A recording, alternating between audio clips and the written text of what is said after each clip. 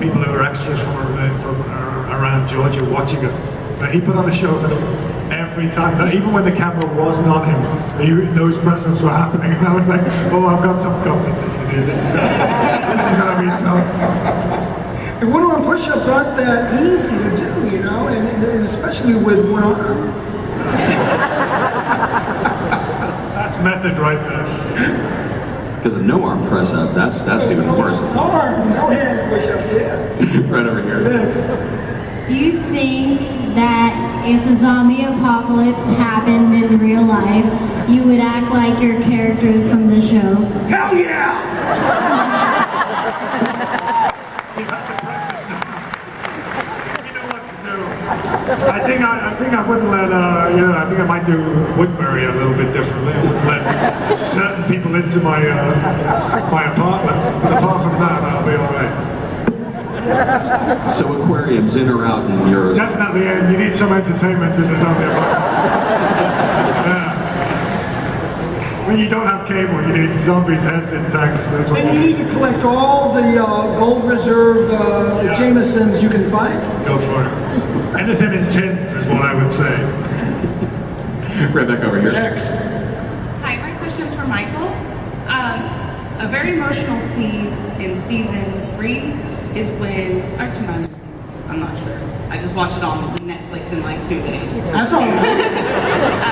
When Merle gets turned into a zombie and Daryl finds him, I actually cried. Yeah. But how did you, as an actor, when you read the script, feel reading that?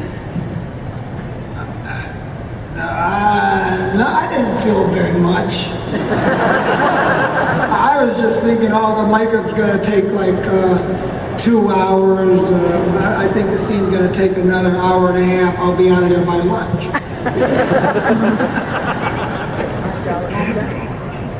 Norman had all the stuff in that scene. I was dead.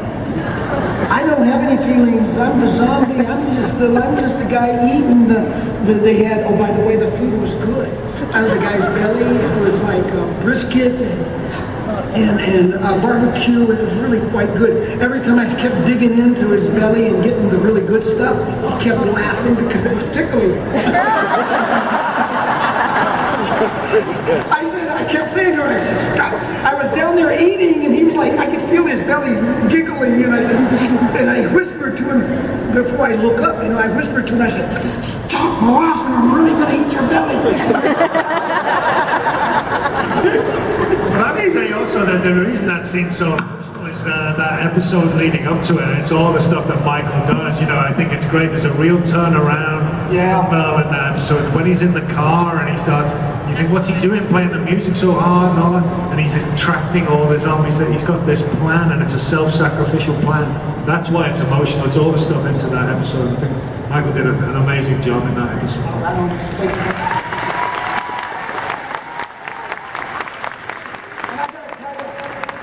The best part of that whole sequence was when I rolled out of the car. Don't you just love rolling out of cars? I swear, the first take, the director and the producer and the camera guys in the car, and I'm driving the car, give it a little gas, I goose it a little bit, and they go, now Rooker, open the door, go like you're gonna, but don't really go out now, don't really go out. And I go, don't worry about it, I ain't gonna go out. As soon as I give the car a little gas, as soon as I open the door, something came in, boom, I'm out of there. I would have loved to have been the fly on the dashboard watching these guys going, there's nobody behind the wheel! Fun stuff. We had a lot of good times. Right back over here. Hi, I'm Melanie, and I've got a question for David and Michael. But first I wanted to say this last season was really awesome. I really think it was the best season so far. But We weren't in that season. okay, so Better than season 3? 3 episodes are better than season 2. So this question is, I'm going blank here. Go ahead, what is it? The first question is, did Merle buy his blue meth from Heisenberg or Jesse? You've heard this, right? There's actually actually a theory out there that the blue meth from Breaking Bad actually causes the zombie outbreak in The Walking That's a Dead. theory. Do you want to know the answer? We're not allowed to talk about that. There's a whole... It's all pretend. Michael, you've given the whole... It's not really zombie. That's the biggest spoiler alert. It's all pretend. That's not good. People! Anyway, last question is for David. David, while you're playing a villain, I wanted to know, Let's go, I can hear you. okay, I wanted to know how much, how do you prepare for that role, and how much of yourself is in the governor? Yeah, quite a lot, really. It's also the writing. I mean, it's like, for me, you look at the writing, and the writing great, so... There's a lot of you in that scene. There was In a lot- those there's scenes. a lot of me. Those bedroom scenes? Yeah. There's a lot of me. I couldn't believe those bedroom. Some of those bedroom scenes were like, There was more of me. David, there's a lot of you in that scene. You're right. There was my buddy double in that scene as well. Of course. He follows me everywhere.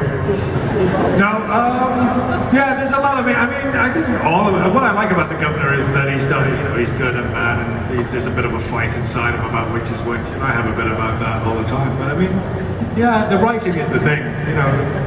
What I like about it is if you're playing a character where the writers just make him just bad all the time, and he's bad, and he's just horrible, there's nowhere for me to go. There's no complexity, and I think with all the characters, they give us complexity. That's what I like about the show. People say to me, some people I meet and they don't watch the show because they think it's a zombie show. And I said, no, it's not. It's about people. It's about survival, and it's about people making decisions about how to survive in the worst possible circumstances. And in the world today, lots of people are making those decisions. So watch the show. That's my thing, and I think the governor is part of that. So that's it. Let's get through as many questions as we can. We're going to stay over here. let's do some fast questions because I think I have a feeling that our time is running out. Come on, let's do it. Hi, Michael. You know I love you. Hey, sexy. But my question today is for David Morrissey. I gave you my best sexy. And I appreciate it. You know you want it. But I still love you, Michael. Shut up. He's still David.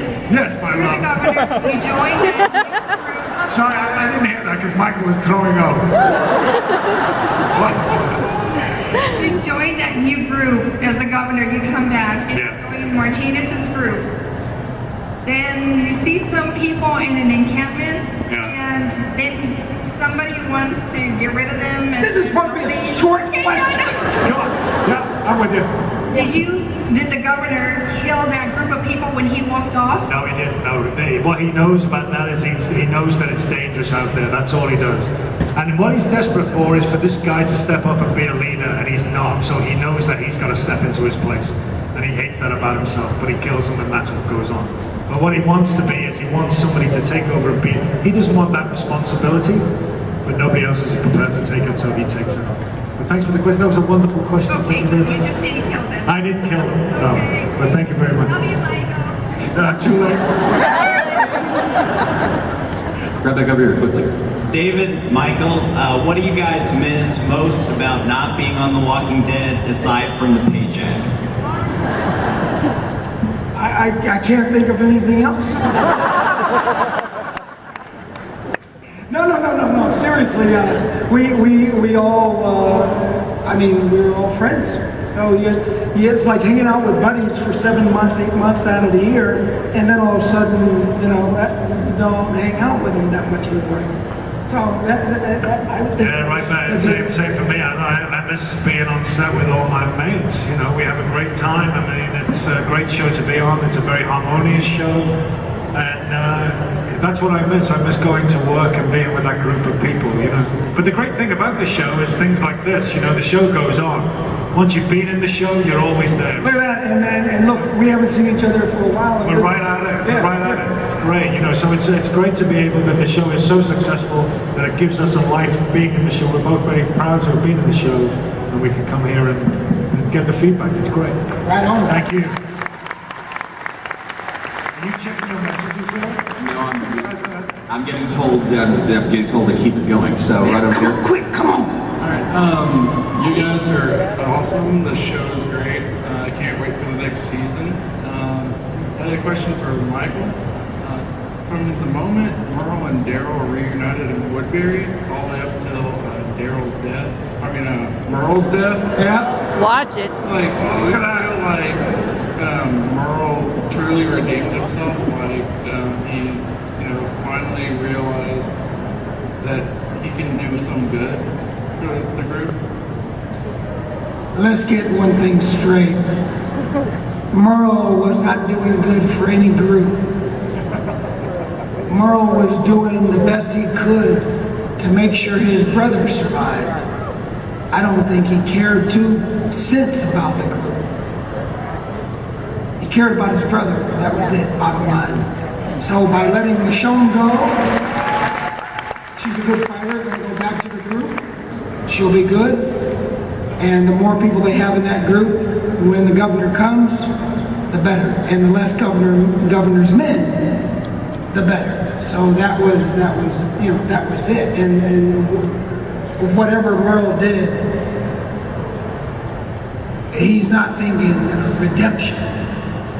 Merle's thinking, I'm going to do whatever I can do to make sure my brother comes out of this, breathing, period.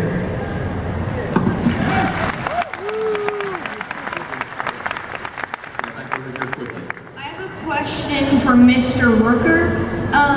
When your hand was cut off and you had like the blade for the hand, was it really uncomfortable? Like as an actor, like did you not like putting it on, and did you not like having not having it on? I don't know how anyone in this world would not like having a knife hand. It's the best. Dude, I gotta tell you, you can butter your toast with it, cut rope with it. I wouldn't be picking my nose with it or anything like that, mind you. But you can do a lot of good could be done with a knife hand. Get served in a bar, right? Oh, hell yeah, you do. And when you want somebody to stop and they're approaching a little too fast, you say, just stop. Trust me, they stop. Good question. Last question. Make it a good one. Okay. Yes. Hi. This is for David. I saw the UNHCR shirt, and I used to do some work with them. So I was wondering, what is your relation to them? I've been doing some work for UNHCR, the United Nations High Commission for Refugees. So all over the world, there's people who are being displaced because of wars and different things, and refugees, people who have to flee their countries, and I do a work with them. So you can check out their website if you want, but they're a fantastic organization, and in an unstable world that we live in, people who sometimes aren't as lucky as we are. So it's just keeping an eye on the world situation. For myself, it's trying to take politics out of it and just say, there's people in terrible situations, and how can I help? So they're a great organization if you want to check them out. Thanks for the question. I got a question for all of y'all. How many of y'all are sitting out there and you came to see David and Michael?